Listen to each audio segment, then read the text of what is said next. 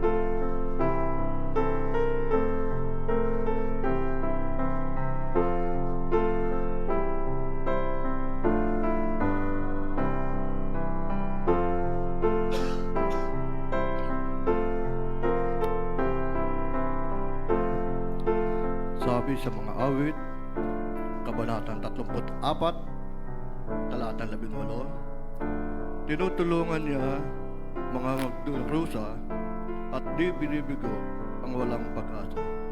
Tayo po'y patuloy na magmuni-muni sa harapan ng ating Panginoon.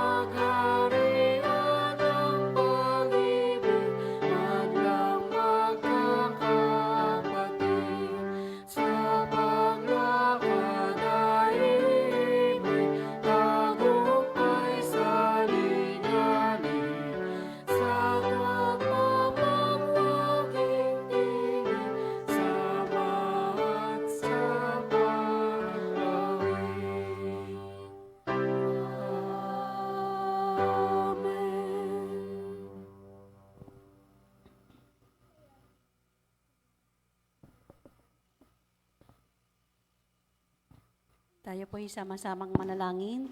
Aming Diyos, banal, dakila at makapangyarihan sa lahat. Panginoon, maraming salamat po sa gabing ito na binigay niyo po sa amin. Ngayon po ay pangalawang araw ng aming simbang gabi, Panginoon. Ikaw po ang aming madakila, ikaw po ang aming mapapurihan sa gabing ito, Panginoon. Ganun din po ang taong inyong gagamitin. Samahan niyo po siya at ikaw po ang makita po sa kanya. Ganon din po ang may mga bilang, Panginoon, ikaw po ang aming maitaas at ikaw rin po ang sumama po sa amin ngayon at ikaw po ang madakil at mapapurihan, Lord. Panginoon, patawad po sa aming mga nagawang kasalanan sa inyo. Hayag man po ito o hindi, Lord, tawad po. At nawa po, Panginoon, sa diwa po ng Kapaskuhan ay ikaw po ang aming maisapuso at hindi po ang aming sarili. Ikaw po ang aming maitaas at ikaw po ang aming madakila, Panginoon. Maraming salamat, Panginoon. Ang natagto yung aming samot dalangin sa pangalan ni Kristo Jesus. Amen.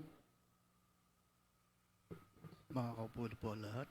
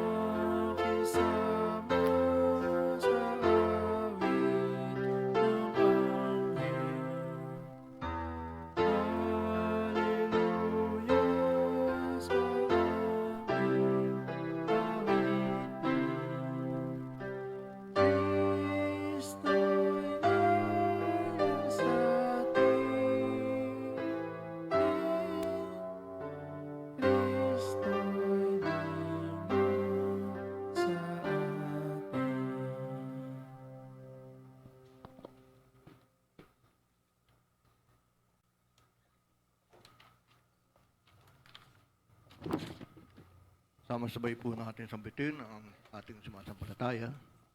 Sumasampalataya ako sa Diyos amang makapangyarihan sa lahat, lumalang ng langit at lupa, at kay Jesucristo na anak ng bugtong niya, Panginoon natin, na sa iwagan ng Espiritu Santo, ipinanganak ng Birhen Maria, nagdamdam sa hirap ng kapatulan ni Poncio Pilato, ipinako sa krus, namatay at nilibing. Sa ikatlong araw, inabuhay sa mga patay. Umakyat sa langit at umupo sa kanan Diyos amang makapangyarihan sa lahat. Doon nagmumula at paparito upang humukom sa mga buhay at mga patay. Sinasampalatayanan ko ang Espiritu Santo, ang banal na iglesyang laganap, ang pagkakaisa ng mga banal, ang kapatawaran sa mga kasalanan, ang kabuhayan ng katawan, at ang buhay na wala hanggang sa nawa.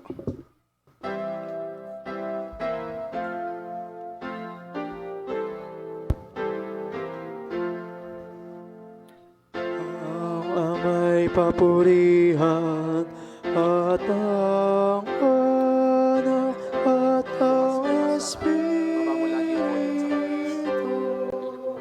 buhat sa unang mula ngayo't magpakailanman walang hanggan. Amen. Amen.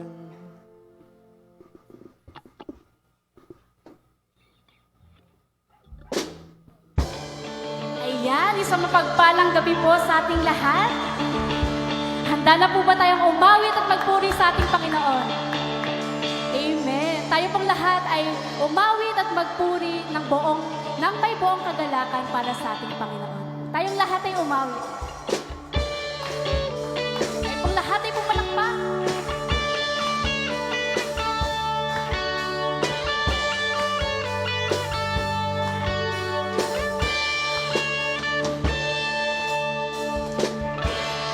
At magdiwang, umaawit sa buong sanlibutan, Pangako ng pagsilang ay magagalak.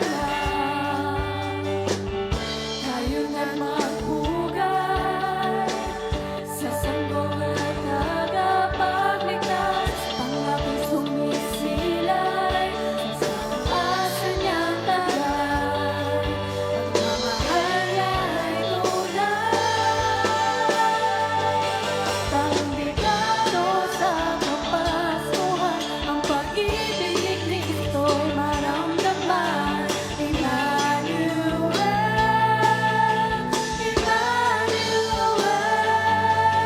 ang liwanag sa kapaskuhan ay hatid ng pag-asa'y pinaramdam.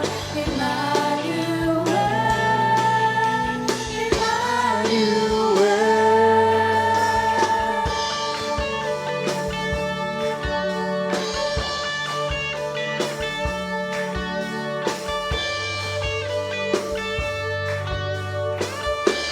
tayo pong lahat.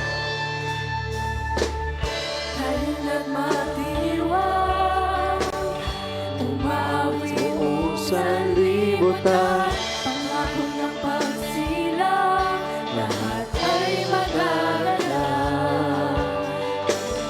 Tayo nagmagpugay sa sanggol na tagapagligtas, pangako sumisilay sa pag-asa niyang taglay. Pagmamahal niya ay tunay, tambikado sa kapaskuhan ng pag-ibig ni Kristo ang maramdaman.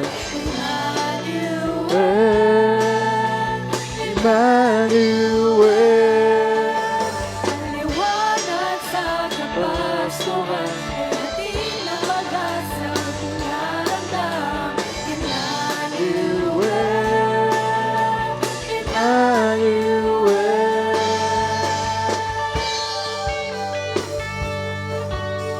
tunay ikaw, Panginoon, ang aming dahilan sa pagkapaskuhan ito, Panginoon. Maraming salamat sa inyo pong buhay ng Panginoon.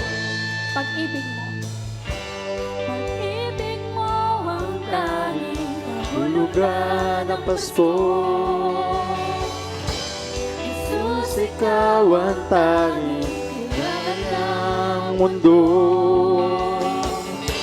Pag-ibig mo ang tanging kahulugan ng mundo. Jesus, ikaw ang tanging Sa habang panahon, tanging regalo sa kapasuhan, ang pag-ibig ni Kristo ay maramdaman. Emmanuel, Emmanuel, ang liwanag sa kapasuhan, walang di ng pag-asang pinaramdam. Emmanuel, Emmanuel. tanging regalo sa Kapasuhan, ang pag-ibig ni Kristo ay naramdaman. Emmanuel. Emmanuel. Liwanag sa kapasuhan, kaya di lumag-asang pinaramdam. Emmanuel.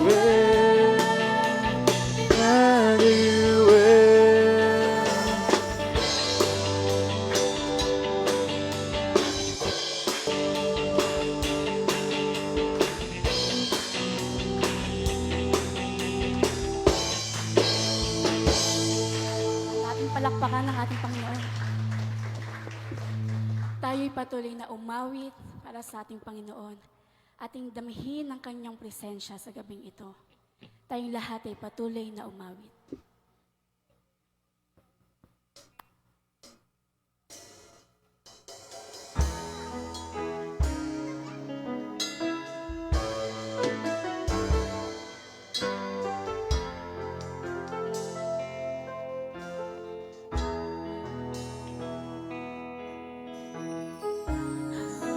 Hindi karapat-dapat pagkukulan ng haba at wagas mong pagsinta.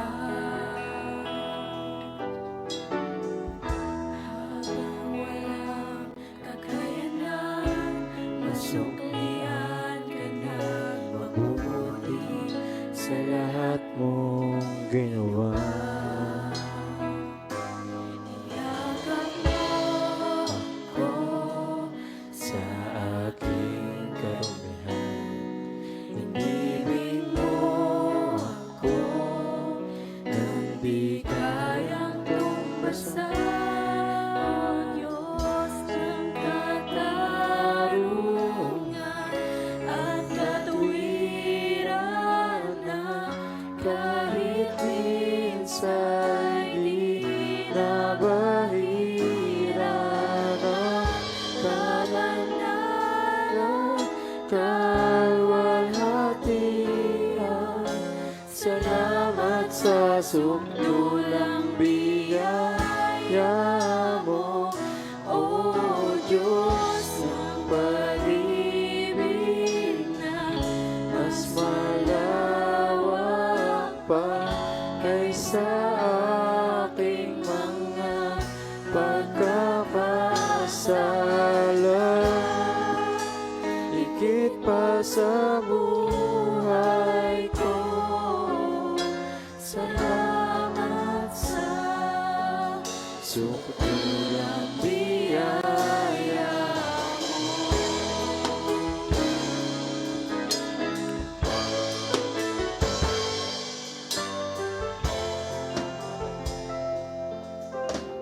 habang Di karapat-dapat pagkukulan ng haba at wagas mong pagsinta. habang walang kakayanan, Masuklian ka ng mabuti sa lahat mong ginawa.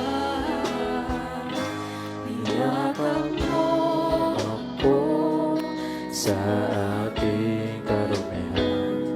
Inibig mo ako nang di kayang tumbasan. O Diyos ang katarungan at katwiran na kahit minsa'y di nabahira ng kabanalan kalwalhatian.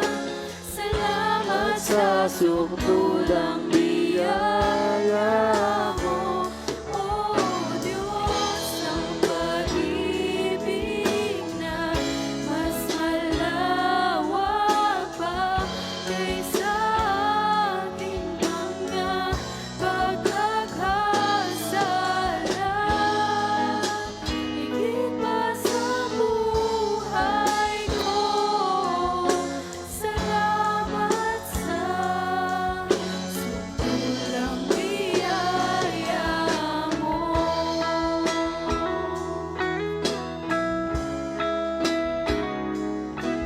Maraming salamat, Ama, sa iyong sukdulang biyaya, Panginoon.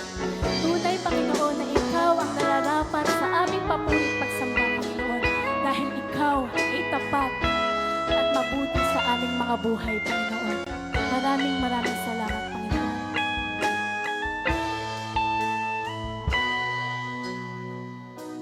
Niyakap mo ako sa aking karumihan.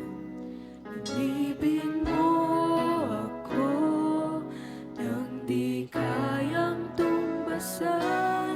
Niyakap mo ako sa aking karumihan. Inibig mo ako nang di kayang tumbasan. Tayo pong lahat. O Diyos ng katarungan at katwiran na kahit minsa'y di nabahiran ng kalwalhatian.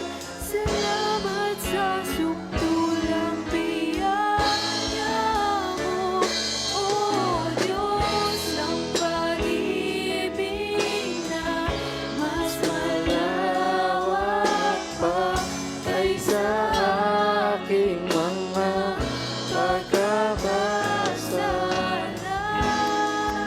Higit pa sa buhay ko, salamat sa sukdulang biyaya mo.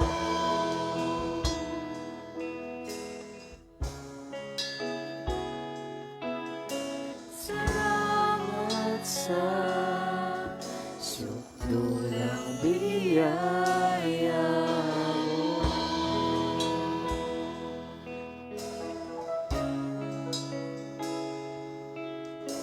Salamat sa sukdulang biyaya mo. Ating palakpakan ng ating Panginoon. Sa Diyos ang lahat ng papuri at pasasalamat.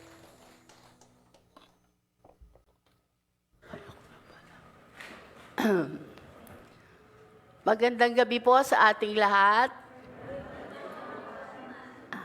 At tingnan niyo yung katabi niyo. Tapos sabihin niyo, salamat sa Diyos. Hindi kita kamuka. Hindi, kasi naman everyone is unique. Oh, di ba? Mga anak tayo ng Diyos. Okay, ang ating pong pag-aaralan ngayong gabi ay Christmas in the Eyes of a Child. Sabi nga rito, yung Christmas in the eyes of the child is often filled with wonder, innocence, and pure joy.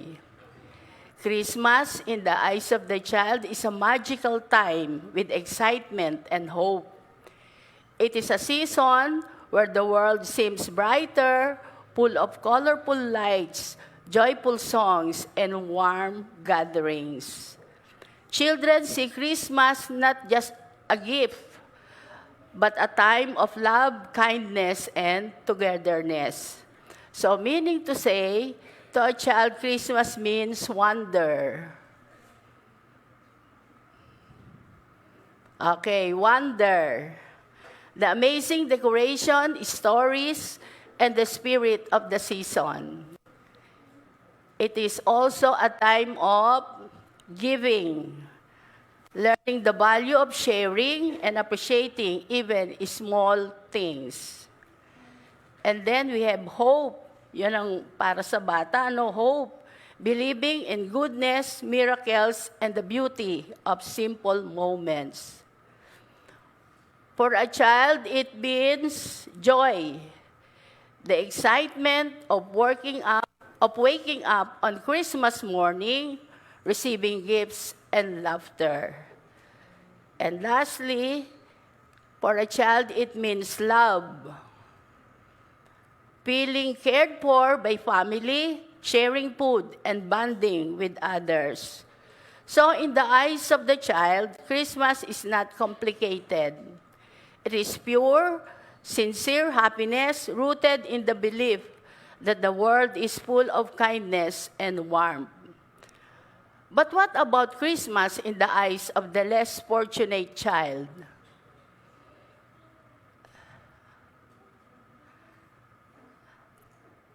For a child living in poverty, Christmas is not often seen that through material abundance, but through hope.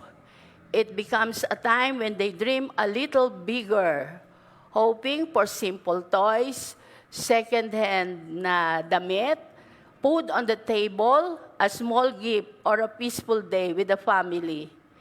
To them, Christmas may means hope.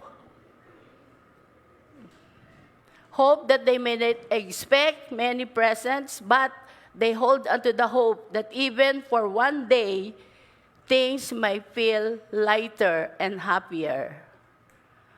For the less fortunate, it means gratitude. Gratitude for small blessings. A simple meal, second-hand clothes, donated toy can feel like treasure. Yung ating mga hindi na ginagamit, tingin natin luma na, hindi na kailangan. For them, it is not a trash, but it is a treasure. What others consider small, they see it special. And for the less fortunate, longing and dreaming, they may look at Christmas lights, celebrations, and gifts from afar, wondering what it feels like to have more. Yet, they continue to dream because dreaming is free. For the less fortunate, Christmas is love in simplicity. Even with little, they feel the warmth of a family, sharing what they have, supporting each other, and finding joy in being together. And lastly, for the less fortunate, Christmas means faith. For many, Christmas strengthens the belief that better days will come, that someone cares, and that kindness still exists in this world. So in essence, Christmas for an indigent child is a mixture of longing and hope, sadness and joy, but above all, an unwavering belief that even in hardship, there is light. What about Christmas in the eyes of the abandoned children? It carries a deep emotional feeling, often mixed with sadness and hope, and an unspoken desire to belong. Their experience of Christmas is shaped not by gifts or celebration, but by the absence of a family, warmth, and a place they can truly call their home. For the abandoned children, Christmas is often quite a reminder of what they do not have. A family to run to, someone to hug, a home filled with laughter. While other children enjoy togetherness, abandoned children celebrate their Christmas in shelter or institution, longing for love that they never have fully received. For them, Christmas may mean a deep longing for belongings. They may watch families celebrate from afar and wonder what it feels like to have parents waiting for them, calling their name, or preparing a meal. Sabi nga sa Isaiah 49:15, can a mother forget the baby at her breast? Though she may forget, I will not forget you. For the abandoned children, Christmas is a silent wish for love.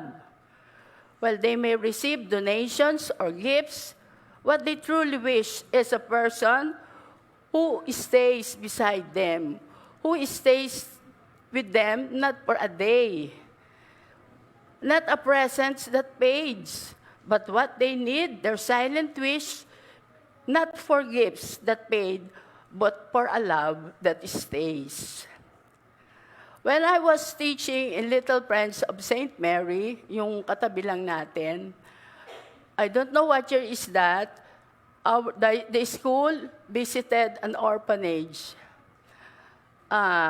Maraming dumadalaw doon, may dalang gifts. And then, pagpasok namin, sabi nung nangangasiwa, salamat po sa gifts nyo.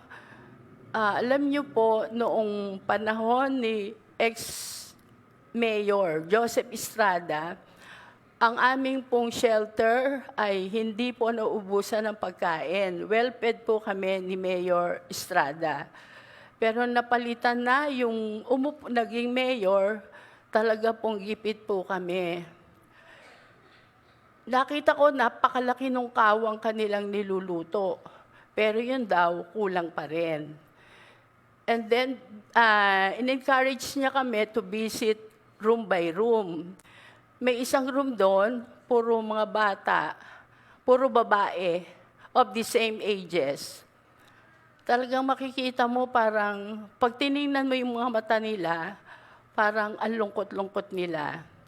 Yung kabilang room naman, medyo mas matanda, puro lalaki naman, makikita mo, no, malulungkot sila. Hindi sila magugulo. Hindi sila mga matatara, kumbaga. And then doon sa isang room, merong crib, may nakahiga, 2 sanggol. I think, siguro 5 months. Sabi ng babae, iniwan po yan doon po sa may harapan po ng gate. Nakita po namin, sabi ng babae, pulubi yung babae, iiwanan ko po sana tong anak ko. Pag po ako may trabaho na, babalikan ko po siya.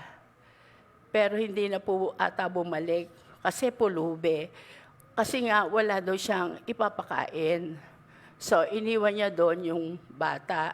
So makikita mo kahit gatas kailangan ng bata. And then makikita mo, no, pagpasok namin, may isang parang waiting area, no? Tapos nag-program sila sandali. Natouch ako, ang kanta nila is Welcome to the Family. Yun ang unang rinig ko ng kantang iyon. And then, nung umuwi kami, syempre, malungkot kami kasi sabi ko, kawawa naman tong mga batang to. Dahil makikita mo talaga sa mata nila, nakakaawa sila. And then for the abandoned children, they always hope for a new beginning. Despite pain, many still believes that Christmas is a time when miracles can happen. Maybe a family will adopt them or someone who will show them real care. Sabi nga sa Psalm 27:10, though my father and mother forsake me, the Lord will receive me. Sabi din po doon sa abandoned na children, strength in sadness. They learn to smile, even their hearts feel empty. Comes lesson in resilience, teaching them to find joy in small moments. Kaya kayong mga bata, maswerte kayo kung kayo ay may mga magulang pa. Sabi nga ni Pastor El, mag-aral kayong mabuti para kayo ay magkaroon ng magandang trabaho. At sa ginagawa ng magulang nyo ngayon, suklian nyo sila. Sabi nga, hindi nila kailangan ang bayad o pera dahil sa pagpapalaki at pagpapaaral sa inyo. Kundi ang kailangan nila ay ang suporta nyo. Kayo ang maging mata nila sa kanilang kalabuan ng mata. Kayo ang kanilang maging tainga sa panahon na sila ay dumadaing ng kasakitan sa katawan. At kayo ang kanilang maging mga paa sa oras na sila ay hindi na makalakad. Kaya mahalin nyo ang inyong mga magulang. Maswerte kayo dahil may magulang pa kayo. Hindi kayo itinakwil o inabandona kahit sa oras na wala na kayong makain. Ang pagtitiis nila sa inyo ay gayon na lamang. Kakainin na lang nila, ibibigay pa sa inyo. Ang matitira sa kanila ay tutong ng kanin. Makakain lang kayo. Kaya mapalad kayo kung kayo ay may mga magulang pa. Sa mga abandonado ring mga bata, they find family in others. Sometimes, yung kanilang company, fellow children, caregivers, or volunteers, it becomes their Christmas family, offering comfort, warmth, and moments of genuine connection. So in essence, Christmas in the eyes of the abandoned children is a mixture of loneliness and longing, but also courage, hope, and the quiet belief that they too are worthy of love. Sabi sa Psalm 34:18, the Lord is close to the broken-hearted and save those who are crushed in spirit. And Proverbs 19:17, ngayong Kapaskuhan, maaring hindi tayo makapagbigay, but the best gift that we can give is to offer prayers for them. Sabi sa Proverbs 19:17, whoever is kind to the poor lends to the Lord, and He will reward them for what they have done.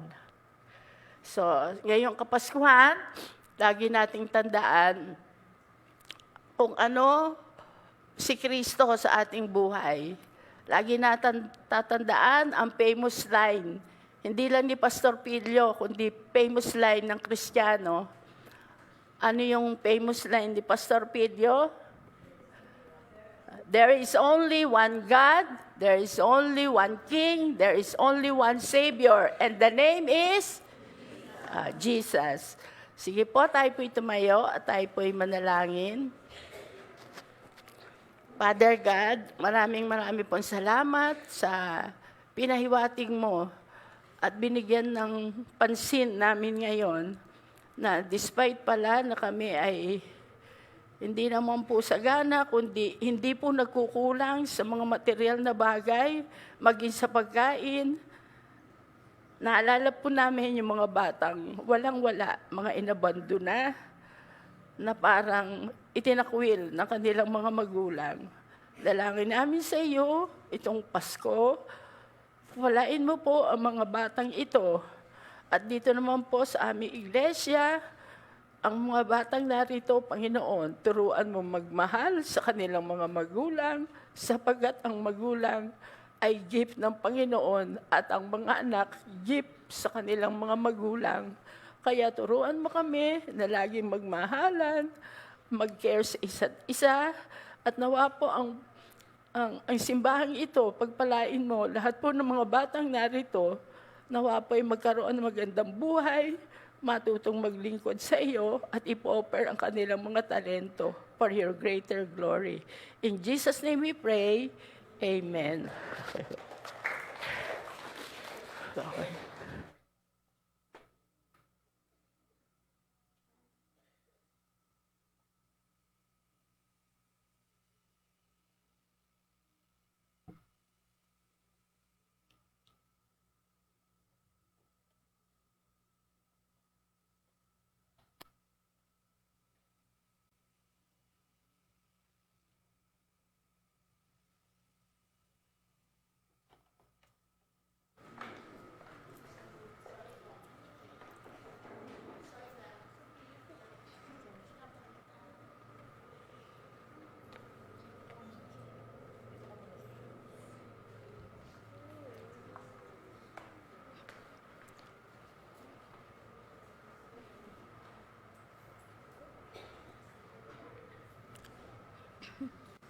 Pasko sa bawat tinig, sa ilaw na kumikislap sa tahimik na gabi. May himig ng pag-asang dumadaloy sa damdamin. Pasko'y dumarating ng may dalang pag-ibig, nagpapaalala sa puso sa ating tunay na mithiin. Sa bawat batang may hingiti at hiling, sa bawat pamilyang sa bawat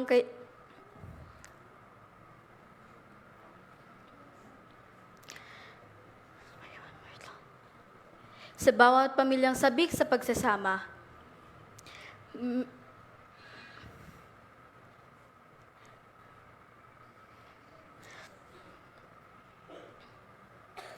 Pasko'y isang yakap na puno ng lambing.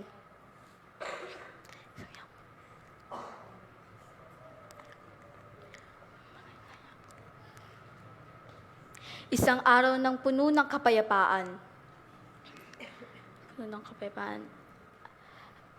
At kahit na may luha sa ilang tahanan, at tila sa hirap ng pangarap na kay hirap abutin, merong Diyos na nagmamahal at hindi naglilihin. At sa bawat puso ng bawat mamamaya, ng bawat tao, sa bawat tahanan ay may bagong pag-asa.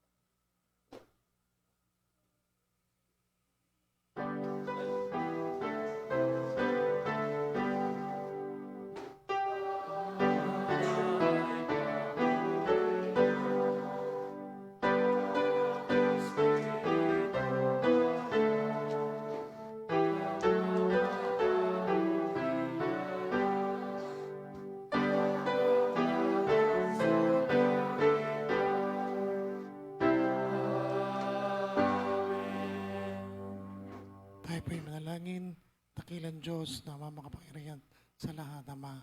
Maraming salamat sa kalawang araw ng pag-alala, kapanganakan sa aming iglesia ay inalala ka, Panginoon. Salamat sa mensahe na mo sa bawat isa sa amin na magbigay ng patuloy na pagmamahal sa mga bata na nangangailangan, Panginoon. Nalangin namin, Panginoon, na ang buong simbang gabi na ito magdulot ng magandang buhay para sa amin upang tuloy ka namin purihin at sambahin sa Espiritu at katotohanan.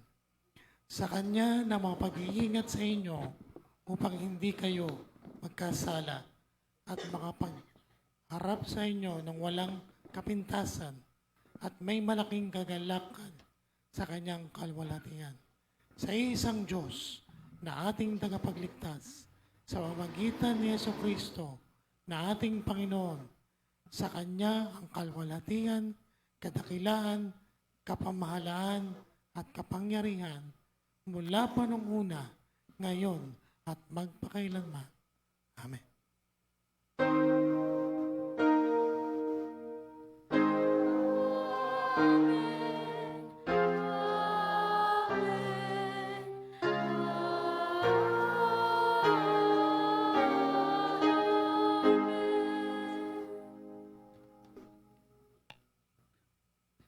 Tayo po ay manatili sa pagkakatayo at para po sa ating mga pagbabalita, para po sa araw ng bukas, December 18, 2025 sa atin pong simbang gabi, tayo po ay pangungunahan ng ating mga kalalakihan at ang magiging speaker po